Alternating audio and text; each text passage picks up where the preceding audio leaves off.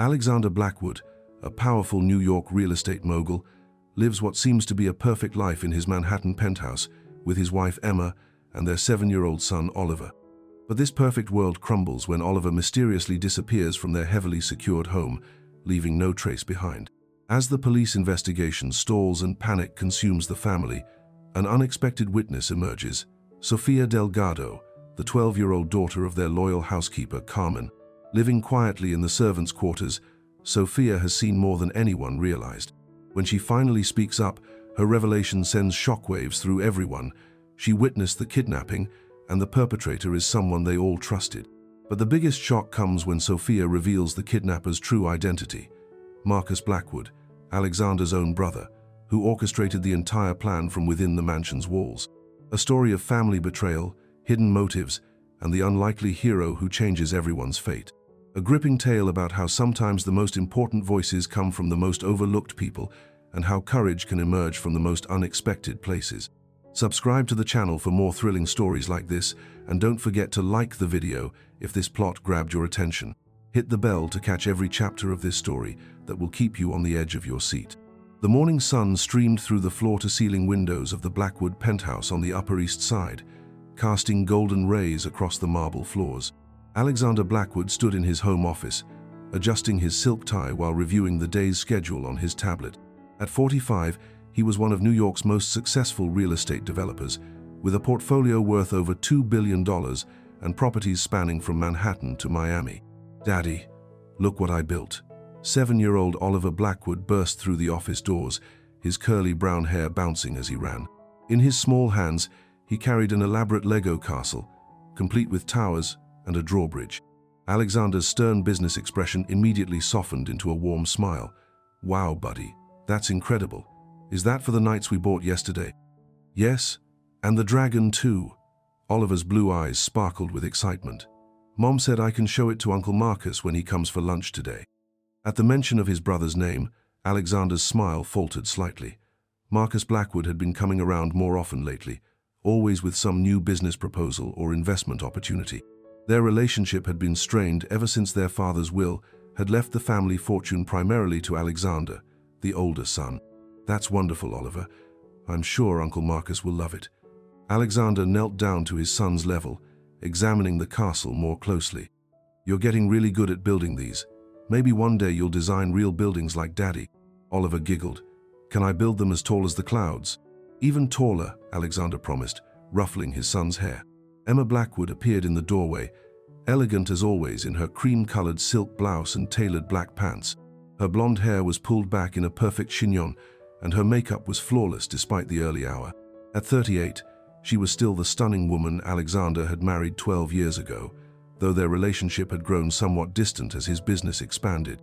"Oliver, sweetheart, Carmen is making your favorite pancakes," Emma said, her voice carrying that refined Upper East Side accent she had perfected over the years. "Why don't you go eat breakfast so Daddy can finish getting ready for work?" "Okay, Mommy." Oliver carefully carried his castle toward the door, then stopped and looked back. "Daddy, will you be home for dinner tonight?" Alexander felt a familiar pang of guilt. He had been working late most nights recently, trying to close a major deal in Midtown.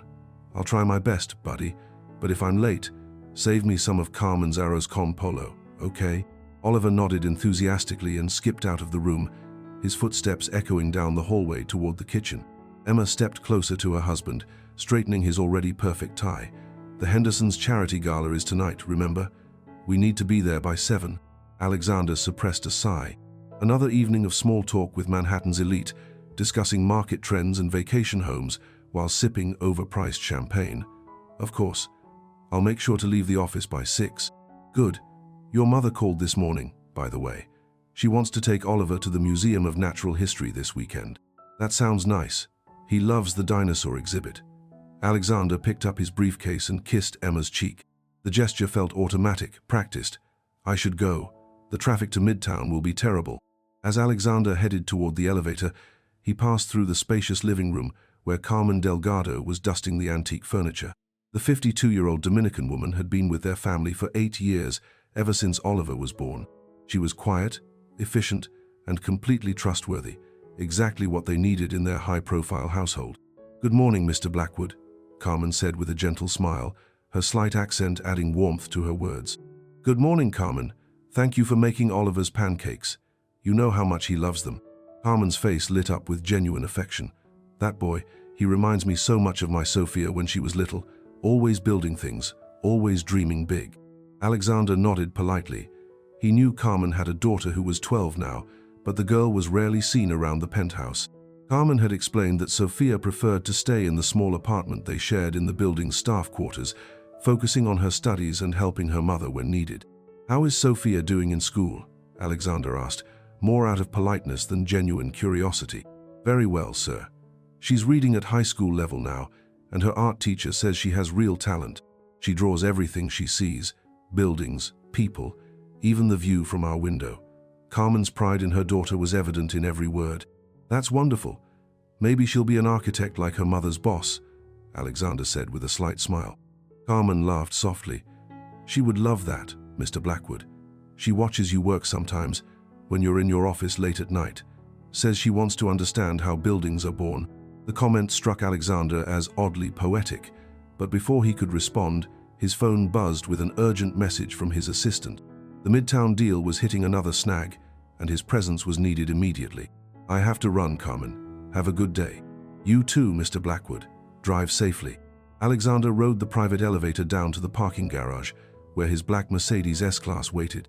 As he drove through the bustling streets of Manhattan, his mind was already shifting to work mode, thinking about contracts and negotiations and profit margins. He didn't notice the dark sedan that had been parked across from his building for the past 3 days, or the man behind the wheel who seemed to know his schedule perfectly. Back in the penthouse, Oliver finished his pancakes and wandered into the playroom, where his collection of toys and books filled every corner. The room was his sanctuary, with its soft carpet, colorful murals, and the big window that looked out over Central Park. He could see people jogging on the paths below, tiny as ants from the 42nd floor. Emma was in her walk-in closet, selecting the perfect outfit for the charity gala. She had 3 options laid out on the bed, each worth more than most people's monthly salary: the blue Valentino, the black Chanel, or the emerald green Oscar de la Renta. She held each dress up to herself in the mirror, trying to decide which would make the best impression on the other wives. Carmen moved quietly through the apartment, her routine as precise as clockwork.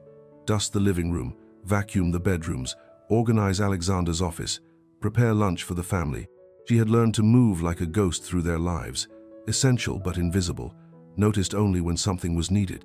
In the staff quarters on the 38th floor, 12-year-old Sofia Delgado sat at her small desk, working on her homework. But her mind kept wandering to the sketchpad beside her books, filled with detailed drawings of the city skyline as seen from their window. She had been drawing the same view for months now, but today something felt different. There had been a car parked across the street for days, and the man inside seemed to be watching their building. Sophia had always been observant. Her mother said she noticed things that adults missed. It was a skill that had developed from years of living quietly in a world where she didn't quite belong. Too young to work alongside her mother, but old enough to understand that their life was different from the Blackwoods, she had become a watcher, a silent observer of the wealthy family her mother served. At exactly 11:30, as Carmen was preparing lunch in the kitchen, Oliver decided he wanted to show his Lego castle to the doorman in the lobby. It was something he did sometimes, when his parents weren't looking, sneak down to chat with friendly Mr. Peterson, who always had interesting stories about the building's famous residents. Oliver took the elevator down to the lobby, carrying his castle carefully in both hands. The elevator was one of his favorite parts of the building, all mirrors and gold trim, making him feel like he was in a palace. He pressed the button for the lobby and watched the numbers count down: 40, 39, 38. But the elevator stopped at the parking garage level instead. The doors opened to reveal a man in a maintenance uniform and cap, his face partially hidden in shadow. Oliver didn't recognize him, but the man smiled kindly. "Hey there, little guy. Cool castle. Want to see something even cooler? I found some amazing Lego sets in the storage room downstairs, way better than what they sell in stores." Oliver hesitated for a moment. His parents had always told him not to talk to strangers, but this was their building, and the man was wearing a uniform, and he seemed to know about Legos. "Really? What kind of sets?" "Come on, I'll show you. It'll just take a minute." Oliver stepped out of the elevator, still holding his castle. The parking garage was dimly lit and eerily quiet, very different from the bright, busy lobby he had been expecting. "Where are the Lego sets?" Oliver asked, his voice smaller now. But before the man could answer, Oliver heard footsteps behind him. He turned to see another figure approaching from the shadows, and suddenly he didn't feel safe anymore. "I want to go back upstairs," Oliver said, his voice shaking. "Don't worry, kid. We're going to take good care of you." The last thing Oliver saw before everything went dark was his Lego castle crashing to the concrete floor, its carefully built towers scattering into 1,000 pieces. Upstairs in the penthouse, Carmen glanced at the clock as she set the table for lunch. It was unusual for Oliver to be so quiet during his playtime. She walked to the playroom, expecting to find him absorbed in building another creation. The room was empty. "Oliver," Carmen called, checking his bedroom. "Mijo, ¿dónde estás?" She searched the entire penthouse, every room, every closet, even behind the curtains where Oliver sometimes liked to hide during games. Her heart began to race as the reality set in. Oliver was gone. Carmen's hands shook as she called Emma, who was having lunch with friends at an exclusive restaurant in Soho. "Mrs. Blackwood, I can't find Oliver anywhere. He's not in the penthouse." Emma's blood ran cold. "What do you mean you can't find him? He was in his playroom an hour ago." "I've looked everywhere, Mrs. Blackwood. He's not here. Call Alexander. Call security. Call everyone. Find my son." Within minutes, the penthouse was filled with people. Alexander rushed home from his meeting, his face pale with panic. Building security reviewed the camera footage, but somehow the cameras in the parking garage had malfunctioned that morning. The police arrived, asking questions and taking notes, but they had no leads, no witnesses, no clues. Emma collapsed into Alexander's arms, sobbing. "Who would take our baby? Why would someone do this?" Alexander held his wife, but his mind was racing with darker thoughts. In his line of work, he had made enemies. Competitors who had lost deals, contractors who had been fired, investors who had been burned. Could one of them have taken Oliver as revenge? As the sun set over Manhattan, the Blackwood penthouse had transformed from a home into a crime scene. Police officers searched every inch, dusting for fingerprints and collecting evidence. The FBI was called in, specialists in kidnapping cases with their serious faces and methodical questions. But in all the chaos, no one thought to ask the quiet 12-year-old girl who lived 4 floors below. No one wondered what Sofia Delgado might have seen from her window, or what she might know about the man who had been watching their building for days. Sofia sat in her small bedroom, listening to her mother cry and pray in Spanish. She could hear the commotion upstairs through the building's ventilation system, voices and footsteps, and the sound of Emma Blackwood's desperate sobs. In her hands, Sofia held a drawing she had made that very morning, a sketch of the man in the dark sedan, with his face turned up toward their building. She had drawn every detail she could see, his sharp jawline, his expensive watch, the scar above his left eyebrow. She had also drawn something else that might be important, something that might help find Oliver. But Sofia had learned long ago that people like the Blackwoods didn't listen to people like her. She was just the maid's daughter, invisible and unimportant. So she sat in silence, holding the key to everything, while upstairs a family's world fell apart. The perfect life Alexander Blackwood had built was crumbling, and the nightmare was just beginning. But somewhere in the shadows of their privileged world, a 12-year-old girl held the answers they desperately needed. If only someone thought to ask her. Detective Sarah Martinez had seen many cases in her 15 years with the NYPD, but kidnapping cases involving children always hit her the hardest. As she sat across from Alexander and Emma Blackwood in their living room at 2 in the morning, she could see the raw terror in their eyes, the same look every parent wore when their worst nightmare became reality. "Mr. Blackwood, I need you to think carefully," Detective Martinez said, her voice calm but urgent. "Has anyone threatened you recently? Any business deals gone wrong? Any employees you've had to fire?" Alexander ran his hands through his hair, looking older than his 45 years. "I've made enemies, Detective. In real estate. You always do. But I never thought." His voice broke. "I never thought anyone would hurt Oliver." Emma sat beside her husband, still wearing the same clothes from that morning, her perfect makeup now streaked with tears. "He's just a little boy. He loves Legos and dinosaurs and asking a million questions about everything. Why would someone take him?" Detective Martinez had learned that the why didn't matter as much as the who and where. Every minute that passed made finding Oliver more difficult. "We need to focus on the practical details. Who had access to your building? Who knew Oliver's routines?" "Everyone who works here has been background checked," Alexander said.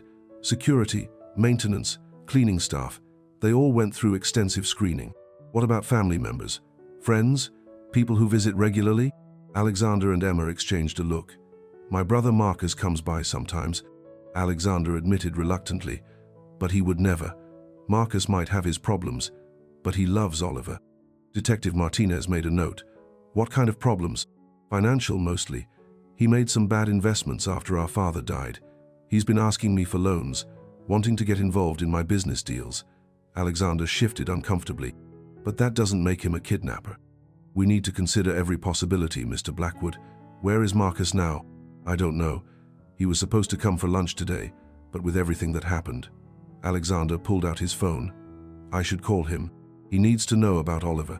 Let us handle that, Detective Martinez said firmly. We'll contact him as part of our investigation. While the detective continued questioning the Blackwoods, FBI agent David Chen was in the building's security office, reviewing hours of camera footage with the head of security, Mr. Patterson. The cameras showed Oliver entering the elevator alone at 11:28 a.m., but the parking garage cameras had mysteriously malfunctioned between 11:15 and 11:45, exactly when the kidnapping took place. This isn't a coincidence, Agent Chen said, studying the timeline. Someone knew your security system well enough to disable specific cameras. Mr. Patterson, a retired police officer in his 60s, nodded grimly. It would take inside knowledge to pull this off. Someone who understood our setup. Who has access to the security system? Besides me, the building owner, the property management company, and the maintenance team. Maybe 6 people total. I'll need a list of everyone with access, plus anyone who's worked on the system in the past 6 months. 4 floors below, Sofia Delgado couldn't sleep. The sounds of investigation echoed through the building, footsteps in hallways, muffled conversations, the occasional slam of a car door from the street. Her mother had finally fallen asleep, exhausted from crying and worrying about the family they served. Sofia sat by her window, looking out at the street where the dark sedan had been parked for days. It was gone now, of course, but she remembered every detail, the license plate number, the small dent in the rear bumper, the way the man inside had watched their building like a hawk studying its prey. She opened her sketchpad and began to draw again, this time focusing on the man's face. She had only seen him from a distance, but she had good eyes for details. The sharp angle of his jaw, the way he held his shoulders, the expensive watch that caught the sunlight when he raised his hand to his face. There was something familiar about him, but Sofia couldn't place it. She had seen him before, she was sure of it, but where? As she drew, Sofia thought about Oliver, the little boy who always said good morning when he saw her in the hallways, who had once given her a drawing he made of a castle because he thought she might like it. He was kind in a way that rich kids often weren't, probably because his parents hadn't taught him to look down on people like her yet. Sofia wanted to help find him, but every time she thought about approaching the police officers in the lobby or the FBI agents in the elevator, her courage failed her. What if they didn't believe her? What if they thought a 12-year-old girl was just making things up for attention? Her mother had always taught her to be invisible around the Blackwoods. Mira pero no hables, Carmen would say. Look, but don't speak. Do your work. Be grateful for what you have, and don't cause trouble for the people who give you a roof over your head. But this was different. This was about Oliver's life. Sofia closed her sketchpad and made a decision. Tomorrow, she would find a way to tell someone what she had seen. Somehow, back in the penthouse, the questioning continued through the night. Detective Martinez had been joined by 2 FBI agents and a specialist in kidnapping cases.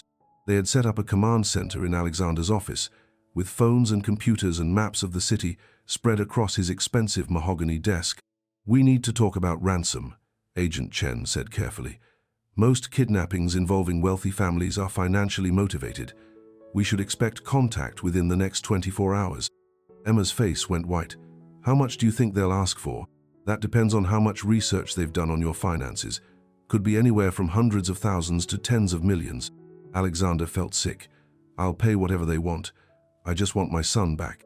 Mr. Blackwood, I understand your feelings, but we need to handle this carefully. Paying ransom doesn't guarantee your son's safety, and it often leads to additional demands. So what are you saying? That I should let my son die to avoid paying money? Alexander's voice rose dangerously. I'm saying we follow protocol. We trace any calls, we negotiate carefully, and we work every angle to find Oliver before any money changes hands. Emma stood up abruptly, pacing to the window that looked out over Central Park. In the early morning light, she could see joggers and dog walkers beginning their day, completely unaware that her world had ended. "This is my fault," she whispered. "I should have been watching him more carefully." "Emma, no," Alexander said, going to his wife. "This isn't anyone's fault except the monster who took him." But even as he comforted his wife, Alexander couldn't shake his own guilt. How many nights had he worked late instead of coming home for dinner? How many times had he been too busy with deals and meetings to really listen when Oliver wanted to show him something? Carmen appeared in the doorway, carrying a tray with coffee and sandwiches that no one would eat. Her eyes were red from crying, but she was trying to stay strong for the family she had served faithfully for 8 years. "Mr. Blackwood, Mrs. Blackwood, you need to eat something," she said softly. Emma turned from the window. "Carmen, I'm so sorry. This must be terrible for you too. Oliver loves you so much." Carmen's composure broke for a moment. "That little boy, he is like my own son. When I first came to work here, he was so small, and now..." She wiped her eyes with her apron. "We will find him. We have to find him." "Carmen," Detective Martinez said, "I'd like to ask you a few questions, if that's okay." Carmen nodded, sitting down carefully on the edge of an expensive chair she had dusted 1,000 times but never sat in. "You were the last person to see Oliver before he disappeared. Can you think of anything unusual about his behavior? Anyone he might have mentioned?" "He was excited about showing his uncle his new Lego castle," Carmen said. "Mr. Marcus was supposed to come for lunch. Oliver kept asking when he would arrive." Detective Martinez made another note about Marcus. "Did Oliver ever talk about strangers? Anyone he might have met in the building or on the street?" "No, nothing like that. He's a good boy, very careful about not talking to people he doesn't know. His parents taught him well." "What about you, Carmen? Have you noticed anyone suspicious around the building? Any new maintenance workers or delivery people?" Carmen shook her head, then paused. "Well, there was a man in a car outside. My daughter Sophia mentioned him. She said he had been there for several days, just watching." Every person in the room went still.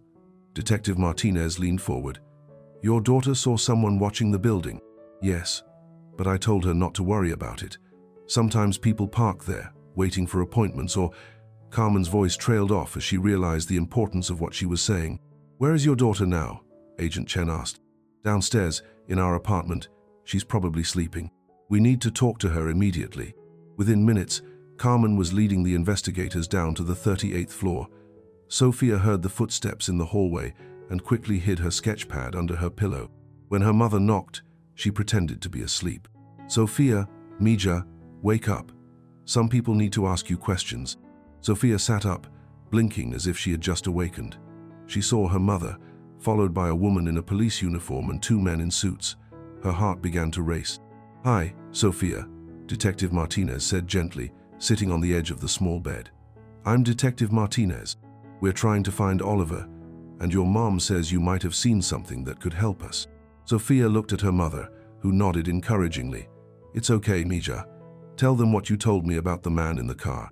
Taking a deep breath, Sophia described the dark sedan that had been parked across the street for days. She told them about the man inside, how he seemed to be watching their building, how something about him had made her uncomfortable. "Can you describe the man?" Agent Chen asked. Sophia nodded and reached under her pillow for her sketchpad. She flipped to the drawing she had made that morning, the one that showed the man's face in careful detail. The adult stared at the drawing in amazement. For a 12-year-old, Sophia's artistic skill was remarkable. Every line was precise, every shadow carefully placed. The face that looked back at them from the paper was sharp and intelligent, with distinctive features that would be easy to identify. "Sophia, this is incredible," Detective Martinez said. "You have real talent. Is there anything else you remember about this man?" Sophia hesitated, then flipped to another page in her sketchpad. This drawing showed the car from different angles, with the license plate number clearly visible at the bottom of the page. "I wrote down the numbers," Sophia said quietly. "I thought they might be important." Agent Chen immediately radioed the license plate number to his team. Within minutes, they had a match. The car was registered to Marcus Blackwood. The room fell silent as the implications sank in. Carmen stared at her daughter in shock. "Sophia, are you sure about this? Are you absolutely sure this was the man you saw?" Sophia nodded solemnly. "I'm sure, Mummy. I saw him every day for 3 days. He was always looking up at the building, like he was waiting for something. Detective Martinez stood up, her mind racing with this new information. They needed to find Marcus Blackwood immediately, but they also needed to be careful. If he really was behind Oliver's kidnapping, approaching him wrong could put the boy in even more danger. "Sophia, you've been incredibly helpful," the detective said, "but I need you to promise me something. Don't tell anyone else about what you've seen, okay? This is very important."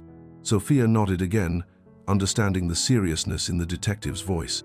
As the investigators hurried back upstairs to share this breakthrough with Alexander and Emma, Sophia sat on her bed, finally feeling like her voice had been heard. She had been invisible for so long, but now she was part of something important. She was helping to save Oliver. But Sophia didn't know that her testimony was about to tear the Blackwood family apart in ways that finding Oliver safe might not be able to fix. The man she had identified wasn't just a stranger with a grudge, he was family, and that would make everything infinitely more complicated. Upstairs, Detective Martinez was preparing to ask Alexander the hardest question of his life. "Mr. Blackwood, we need to know everything about your relationship with your brother Marcus, and we need to know it now." The silence in Alexander's office was deafening after Detective Martinez delivered the news. Alexander stared at Sophia's drawing of Marcus, his hands trembling as he held the paper. The face looking back at him was unmistakably his brother, the same sharp jawline they had inherited from their father, the same intense eyes, even the small scar above the left eyebrow from a childhood accident. "No," Alexander whispered, shaking his head. "This has to be a mistake. Marcus wouldn't. He couldn't do this." Emma grabbed the drawing from her husband's hands, studying it closely. "Alexander, look at this. Really look at it. That's your brother." "She's just a child," Alexander said desperately, gesturing towards Sophia, who stood quietly beside her mother. "Children make mistakes. They see things that aren't there." Detective Martinez stepped forward. "Mr. Blackwood, the license plate matches Marcus's car registration. We've also discovered that he had access to your building's security system through his previous work with your property management company." "What are you talking about?" Emma demanded. Agent Chen consulted his notes. 3 months ago, Marcus Blackwood was hired as a consultant to upgrade the security systems in several buildings owned by Blackwood Properties. He would have had complete access to camera locations, timing systems, and security protocols. Alexander felt like the ground was disappearing beneath his feet. "He asked me for that job, said he needed work to get back on his feet financially. I thought I was helping him. He used that access to plan this kidnapping," Detective Martinez said grimly.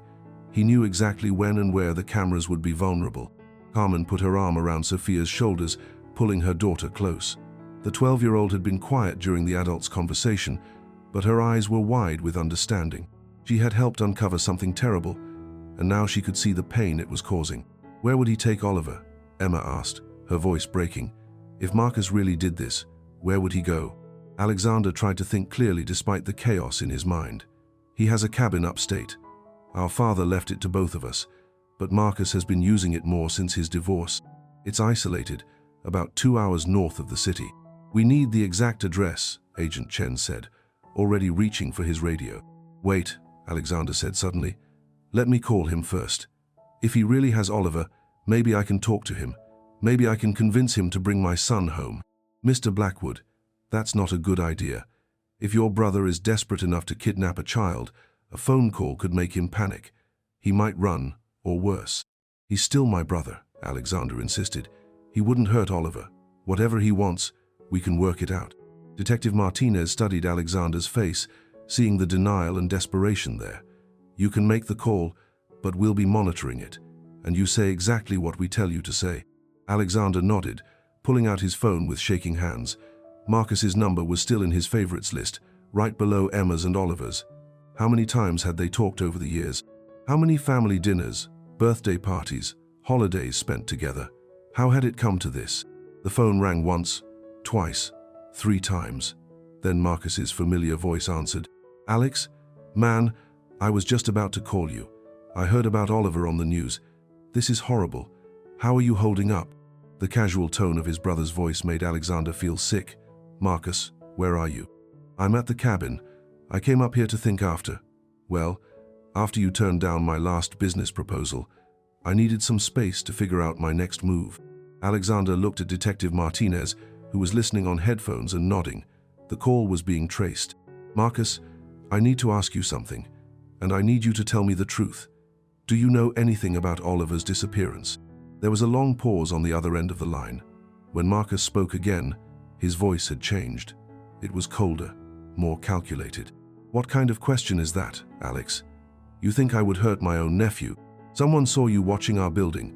Your car was parked outside for days." Another pause, longer this time. Alexander could hear his own heartbeat in the silence. "Alex, I think you should be very careful about what you say next, and I think you should consider that your son's safety might depend on your next decision." Emma gasped, covering her mouth with her hands. It was as good as a confession. "Marcus, please," Alexander said, his voice breaking. "He's just a little boy. Whatever you want, whatever you need, we can work it out. Just don't hurt him. What I want is what should have been mine all along." Marcus said, his voice full of years of resentment. "Dad left you everything, Alex. The company, the properties, the money. I got nothing but scraps. You know that's not true. Dad left you plenty, and I've helped you whenever you asked." "Helped me?" Marcus laughed bitterly. "You threw me a few $1,000s here and there like I was some kind of charity case. Meanwhile, you're living in a penthouse worth $50 million. Alexander closed his eyes, remembering every conversation they'd had about money, every time Marcus had asked for loans or investment opportunities, every time he'd said no because the risks were too high. "Marcus, we can fix this. I can give you whatever you want. Money, properties, a real partnership in the company. Just bring Oliver home." "It's too late for that, Alex. Way too late. But don't worry, Oliver is safe. He's actually having a pretty good time. We're building Lego castles and roasting marshmallows by the fire. He misses you, but he's not scared." Emma started crying again, relief and terror warring on her face. Oliver was alive, but he was in the hands of someone who had already proven capable of unthinkable betrayal. "What do you want?" Alexander asked. "Tell me what you want, and I'll make it happen. I want $50 million transferred to an offshore account. I want it done by midnight tonight, or you'll never see your son again." The number hit Alexander like a physical blow. $50 million. It was possible, but it would require liquidating investments, calling in favors, moving money from a dozen different accounts. "That's a lot of money, Marcus. It'll take time to put together. You have 18 hours. And Alex, if I see any cops at the cabin, if I even think you've involved the FBI, Oliver disappears forever. Do you understand me?" "I understand." "Good. I'll call you at midnight with wire transfer instructions. Oh, and Alex, fire that maid. Her little girl has been watching me for days, drawing pictures like some kind of spy. It's creepy." The line went dead.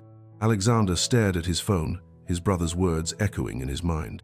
Detective Martinez immediately started coordinating with her team.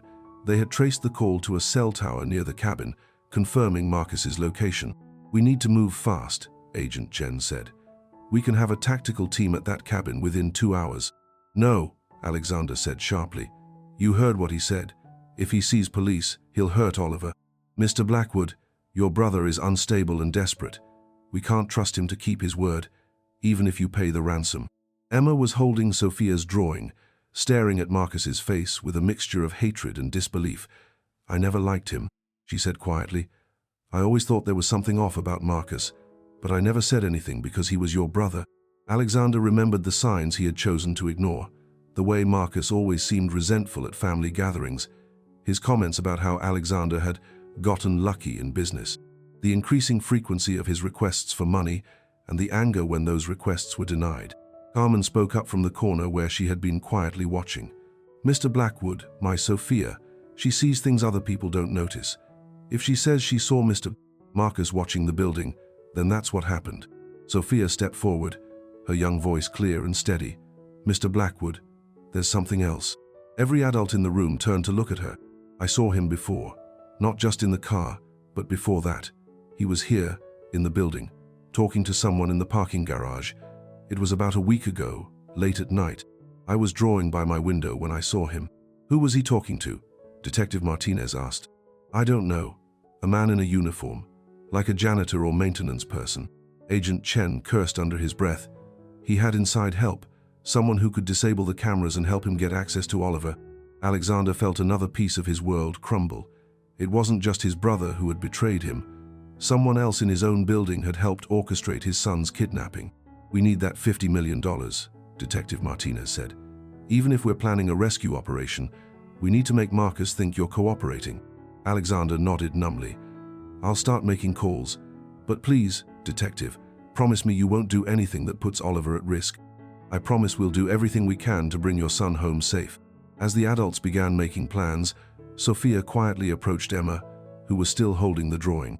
"Mrs. Blackwood," Sophia said softly. Emma looked down at the girl who had potentially saved her son's life. "Yes, sweetheart? Oliver is strong, and he's smart. My mom always says he's the kindest little boy in the world. He's going to be okay." Emma knelt down to Sophia's level, seeing her clearly for perhaps the first time. This wasn't just the maid's daughter. This was a brave, intelligent young girl who had risked everything to help them. "Thank you, Sophia. Thank you for being so observant, and for being brave enough to tell us what you saw." Sophia smiled shyly. "I just want Oliver to come home. He gave me one of his drawings once, a picture of a castle. I still have it on my wall." Emma felt tears coming again, but this time they weren't just tears of fear and sadness. They were tears of gratitude for this remarkable child who had spoken up when it mattered most. "When Oliver comes home," Emma said, "I think you two should be real friends, not just people who live in the same building." Sophia's face lit up. "I would like that very much, Mrs. Blackwood." As the preparations for the ransom payment and rescue operation continued around them, Alexander stood at his office window, looking out over the city he had conquered through years of hard work and determination.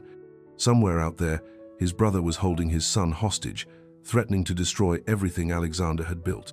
But in this room full of investigators and agents, there was also something Alexander had never fully appreciated before: the loyalty and courage of people he had barely noticed. Carmen, who had served his family faithfully for 8 years and was now suffering alongside them. And Sophia, a 12-year-old girl who had the wisdom to speak up when adults had failed to see the truth. The next few hours would determine whether Oliver came home safely. But whatever happened, Alexander knew his family would never be the same. The betrayal cut too deep, and the revelations about who could be trusted had changed everything. As Detective Martinez coordinated with the tactical team and Agent Chen worked on tracing Marcus's financial accounts, Sophia stood at the window beside Alexander, both of them looking out at the lights of Manhattan. "Mr. Blackwood," Sophia said quietly, "Oliver told me once that you build the most beautiful buildings in the city. But he said the most important thing you ever built was your family." Alexander looked down at this wise young girl, amazed by her insight. He said that, "Yes, sir, he's very proud of you, and he knows you'll find a way to bring him home." For the first time since this nightmare began, Alexander felt a spark of hope. Oliver was counting on him, and he wouldn't let his son down. Whatever it took, however much it cost, he would bring his boy home. But first, he had to finish what his brother had started. The final confrontation was coming, and everything depended on the next 12 hours.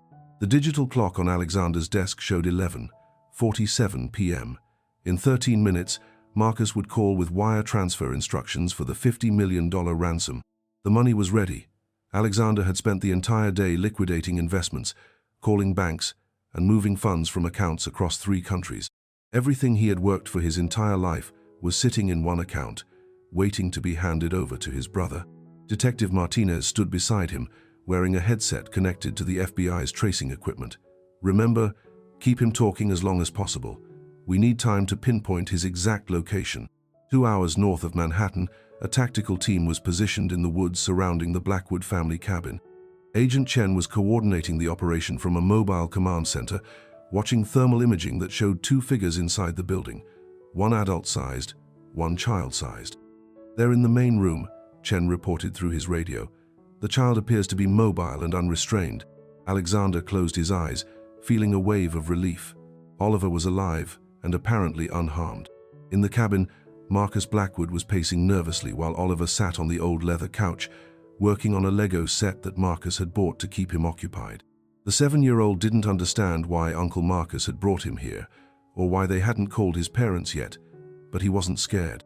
Marcus had been kind to him, making pancakes for breakfast and telling stories by the fireplace. "Uncle Marcus, when are we going home?" Oliver asked, not looking up from his Legos. Marcus stopped pacing and looked at his nephew. The boy had Alexander's eyes and Emma's delicate features, but there was something else there too, an innocence and trust that Marcus remembered from his own childhood. before the world had taught him that nothing was fair and nothing was guaranteed. Soon, buddy. I just need to make a phone call first. Marcus picked up his burner phone and dialed Alexander's number. It was exactly midnight. Alex. Marcus, thank God. Is Oliver okay? Can I talk to him? He's fine. Say hi to your dad, Oliver. Oliver's face lit up. Daddy, Uncle Marcus brought me to the cabin. We saw 3 deer today, and we built a fort out of logs. Alexander's voice broke. That sounds wonderful, buddy. Are you having fun? Yeah, but I miss you and Mommy. When are you coming to get me? Marcus took the phone back before Alexander could answer. You hear that, Alex?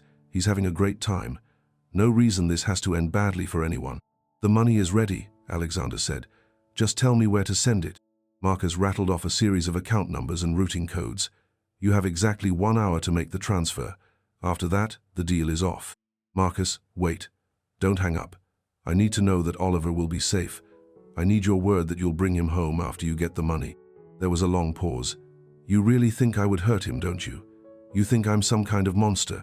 I think you're desperate, and desperate people sometimes do things they never thought they would do. Marcus laughed bitterly. You want to know about desperation, Alex? Try watching your brother get everything while you get nothing. Try being 43 years old and having to ask for loans to pay your rent. It doesn't have to be this way. Even after everything that's happened, you're still my brother.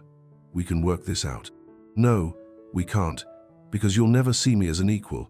I'll always be your screwed-up little brother who needs help. In the penthouse, Emma was sitting with Carmen and Sophia in the kitchen, all 3 of them too nervous to eat or sleep. Sophia had her sketchpad open, drawing pictures to keep her hands busy while they waited for news. Mrs. Blackwood, Sophia said quietly, my drawing helped find Oliver, right? Emma nodded. Your drawing saved his life, Sophia. If you hadn't been so observant, we might never have figured out who took him. Sophia looked down at her hands. At school, the other kids sometimes make fun of me because my mom cleans houses. They say I don't belong in the advanced art class because my family isn't important. Carmen put her arm around her daughter. Mija, what those kids say doesn't matter. You are important. She's right, Emma said firmly. Sophia, what you did today was braver and more important than anything those other kids have ever done. You saved my son. Meanwhile, in Alexander's office, the wire transfer was complete. $50 million had just disappeared from his accounts, leaving him financially wounded, but still hoping it would bring Oliver home. It's done, Alexander told Marcus over the phone. The money is in your account. Marcus checked his phone, seeing the confirmation that the funds had arrived. For a moment, he felt victorious. He finally had what he believed he deserved. But looking at Oliver, who was humming happily while building with Legos, Marcus felt something else. Guilt, shame, the realization of what he had become. Good, Marcus said. Now here's what happens next. I'm going to take Oliver to a public place, maybe the diner on Route 9. I'll call you with the location, and you can come pick him up. How do I know you won't just disappear with him? Because unlike what you think of me, I'm not a complete monster. Oliver is innocent in all of this. But as Marcus hung up the phone, he noticed something that made his blood run cold. Through the cabin window, he could see a small red light moving through the trees. Then another. The FBI had found him. Oliver, come here, buddy, Marcus said, trying to keep his voice calm. I'm almost done with this castle, Uncle Marcus. Now, Oliver, we need to go. The urgency in his uncle's voice finally got Oliver's attention. He looked up to see Marcus grabbing a backpack and heading toward the back door of the cabin. Are we going home now? Something like that. But we need to be very quiet, okay? It's a game. Outside, Agent Chen was coordinating the approach. Teams Alpha and Beta moved to positions. Remember, there's a child inside. We take no risks with his safety. The thermal imaging showed the 2 figures moving toward the back of the cabin. They're heading for the rear exit, Chen reported. Marcus opened the back door carefully, listening for any sounds in the darkness. The forest seemed quiet, but he knew they were out there. He had always been smart. It's how he'd been able to plan the kidnapping so perfectly. But now that same intelligence was telling him that he was trapped. Uncle Marcus, I'm scared, Oliver whispered. Marcus knelt down to the boy's level. Oliver, I need you to listen to me very carefully. Some people are going to come here soon, and they're going to take you back to your parents. Are you coming too? Marcus felt tears in his eyes. No, buddy. I can't come with you. Why not? Because I did something very bad. and now I have to face the consequences." Oliver didn't understand the words, but he could see that his uncle was sad. "Are you in trouble?" "Yeah, Oliver, I'm in big trouble." A voice called out from the trees. "Marcus Blackwood, this is the FBI. Come out with your hands up. Send the boy out first." Marcus closed his eyes, knowing it was over. "Oliver, I want you to walk toward that voice. Don't be scared. Those people are there to help you." "What about you?" "I'll be right behind you." But they both knew that wasn't true. Oliver hugged his uncle, the way he hugged everyone he cared about. "I love you, Uncle Marcus." The simple words broke Marcus's heart. "I love you too, buddy.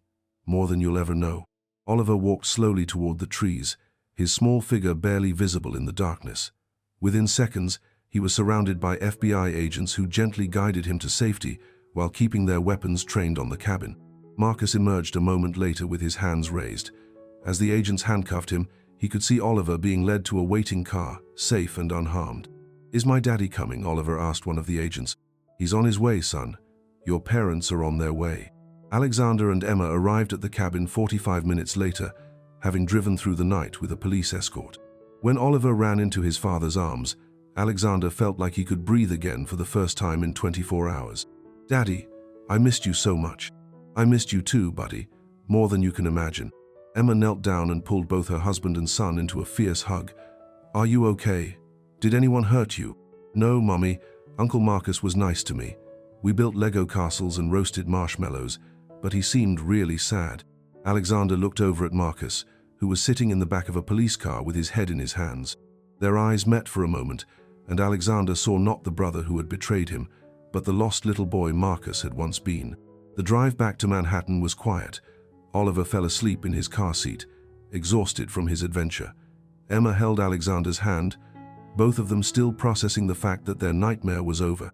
"What happens now?" Emma asked. "Now we rebuild," Alexander said. "We figure out how to be a family again." "What about Marcus?" Alexander was quiet for a long time. "I don't know. What he did was unforgivable, but he's still my brother." Back at the penthouse, Carmen and Sophia were waiting in the lobby when the family returned. Oliver ran to Carmen, hugging her tight. "Carmen, I missed you. Uncle Marcus said you make the best pancakes in the world." Carmen cried tears of relief, holding the boy she had helped raise. "Aye, Mijo, we were so worried about you." Oliver then turned to Sophia, noticing her for the first time as more than just a background figure in his life. "Hi, you're Carmen's daughter, right?" Sophia nodded shyly. "I'm Sophia. I helped find you." "Really? How?" "I saw who took you, and I drew a picture to help the police." Oliver's eyes widened with admiration. "You're like a detective. That's so cool." From that moment, Oliver and Sophia became real friends. She taught him advanced art techniques, and he shared his extensive knowledge of dinosaurs and Legos. Emma, seeing how naturally the children connected, made sure Sophia was included in family activities. Carmen was promoted from housekeeper to household manager, with a significant raise and her own office in the penthouse. "You're not just an employee," Alexander told her. "You're family." 6 months later, Marcus was sentenced to 15 years in prison for kidnapping. Alexander attended the sentencing, sitting in the front row as his brother was led away in handcuffs. It was the last time they would see each other. The $50 million was eventually recovered and returned to Alexander's accounts. But the experience had changed his perspective on wealth. He established a scholarship fund for children from working families, administered by Sophia, who had shown remarkable wisdom despite her young age. Sophia's art continued to develop, and by age 14, she was selling paintings to collectors across the city. Emma became her mentor, helping her navigate the art world and ensuring she had every opportunity to succeed. Oliver grew up knowing that his life had been saved by the keen eyes and brave heart of a girl who had been invisible to most people but who had seen everything that mattered. He never forgot that lesson about the importance of paying attention to everyone around you, not just the people who seemed important. On Oliver's 8th birthday, a year after the kidnapping, Sophia gave him a special present, a drawing of the two of them building a Lego castle together, with the New York skyline in the background. "This is us," she explained. Two kids from different worlds who became friends. Oliver hung the picture on his bedroom wall, right next to his window where he could see it every morning when he woke up. It reminded him that sometimes the most important people in your life are the ones you almost don't notice.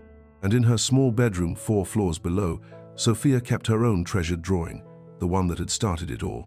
The sketch of Marcus Blackwood that had saved Oliver's life and changed her family's future forever. The Blackwood family had been broken by betrayal and put back together by the courage of a 12-year-old girl who refused to stay invisible when it mattered most. They had learned that true family isn't just about blood relations, it's about the people who stand by you when everything falls apart. Sometimes the smallest voices carry the most important messages, and sometimes the people you barely notice are the ones who change everything. A story about finding your voice when it matters most, about seeing the humanity in everyone around you, and about how courage can come from the most unexpected places. Because heroes don't always wear capes, sometimes they're 12-year-old girls with sketch pads who refuse to let injustice go unnoticed.